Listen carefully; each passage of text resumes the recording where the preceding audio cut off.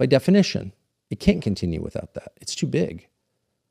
No country can continue without a sense of itself as a nation, and countries that fall didn't, and that's why they fell. And it's not easy, because this nation doesn't have a working majority of almost anything, not a race, not a religion, ethnic background, history, culture. And if it continues along that path, of course it will break up. You will find parts of the country simply have nothing in common with other parts of the country, so why would the interstate highway system continue? Why would you be able to fly from one city to another without a visa? And you may scoff at the idea that could happen here, but it's happened in plenty of other places. Why wouldn't it happen here? But it doesn't have to happen here. A lot about America's disunity is already baked in the cake, and so arguments about immigration, while relevant, won't change the mix of America, which is, again, a country without an overwhelming majority of any one thing.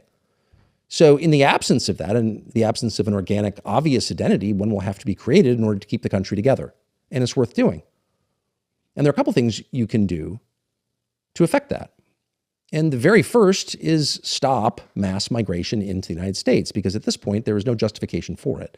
And no, that's not a racist position. It's the position of a lot of non-white voters in the United States. But it's also a very common sense position for two reasons. One, there's been too much. It hasn't been justified by our economic needs, actually. There hasn't been a desperate need for labor, and that's why we brought in 50 million people from other countries. That's not true. An awful lot of Americans will be looking for jobs soon. So that's not real. And for another, it's been too fast. And even if every person who's come into the United States over the last 60 years was an amazing person, a lot of them are amazing people, it would still be change at a pace that people are not wired to metabolize. People cannot deal with this pace of change. It makes them crazy and it uproots them. It makes them feel no connection to their neighbors or to their nation, which is not a small thing, because when the country comes under pressure, if it defaults on its debt, for example, and there's nothing holding the people together, they will come apart. So it's a national security question, really, that you have some kind of national cohesion, some sort of shared culture. And culture is not race. It can sometimes flow out of racial identity, but it doesn't need to. Culture is a shared set of assumptions that holds a big group of people together. And the second reason you can have any more immigration of any kind is because of AI. So you can't simultaneously say, we're going to eliminate a third of all American jobs the next 5 years, but we need a lot more people coming into this country for work. It doesn't even make any sense at all. And so it's not an attack on any other country or group when you say, I'm sorry, we don't know what's going to happen in this country. We're going to have 100 million people without work. Probably not a great time to bring in new people. In fact, it would be crazy to bring in new people, and it wouldn't be good for those people either. But that's not ever the point. The point of running a nation is to protect that nation and the people who live there. So there's no justification for any immigration into the United States of any kind until we understand the effects of AI. So how do you fix the immigration system right now? Well, one thing that no one's tried yet is just take tax dollars and send them to American citizens instead of to people who aren't American citizens. It's really, really simple. I know it's not racist or mean to say to people, if you come to our country for a better life, more promises, or whatever you say you're here for, and maybe you are here for those reasons, we're not going to subsidize you while you're here. Why would we? Does the United States have an obligation to pay welfare benefits to the rest of the world? And if so, where does that obligation come from? And of course, the answer is no.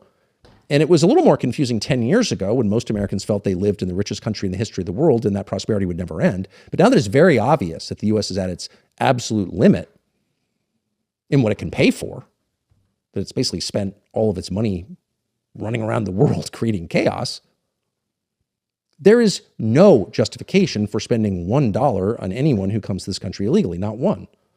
And so if you just cut off benefits to people and check Social Security numbers, you probably wouldn't need to round anybody up or shoot anybody, just we're not paying you to be here illegally. That's not hard. In fact, it's the easiest possible solution, which makes you wonder why no one's thought of it. And by the way, there'd be some people who stayed anyway and made their own way, and they might be a net addition to your country. You never know. But you would never, unless you were insane or hated yourself or your nation, you would never pay people to come here illegally, like ever do that. And anyone who disagrees could explain why you would do that. And no one can, of course, so they call you racist. But that's not racist. It's just obvious. And the second thing you would do, if you wanted to truly unite the country, would be to pick a language, and that language is English. There is no fact of a culture more important than the language that people speak. In some ways, language is culture. It is the thing people from different backgrounds and, yes, religions and races share. They're united in a language. They read the same books. Language shapes the way that you think. So people who think in a language think a certain way. If you haven't traveled a lot, maybe you don't know that. But when you go to countries, if you go to Finland or Hungary, countries in which, a total of 15 million people globally speak between those two countries, and you'll notice people think a little bit differently. So language unites. But one thing we know for certain is that different languages divide dramatically. That is always true. It was true in the Roman Empire, and it's true now. It's true in Canada. It's true in Belgium. It's true everywhere. And so if you were serious about holding your country together, and keep in mind that if the country doesn't hold together, then it breaks apart, and that implies violence, also known as civil war. So the stakes couldn't be higher.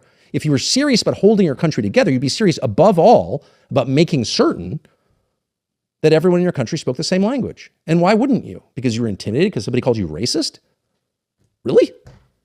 If that scares you, you're not fit for leadership. Not clear what you're fit for, but you're certainly not fit to lead a nation if you're intimidated out of doing the right thing by a false slur like you're racist because you like English. By the way, more people speak English in Nigeria than do in Miami. So it is not tied to a race, obviously, but it is tied directly to the survival of a country.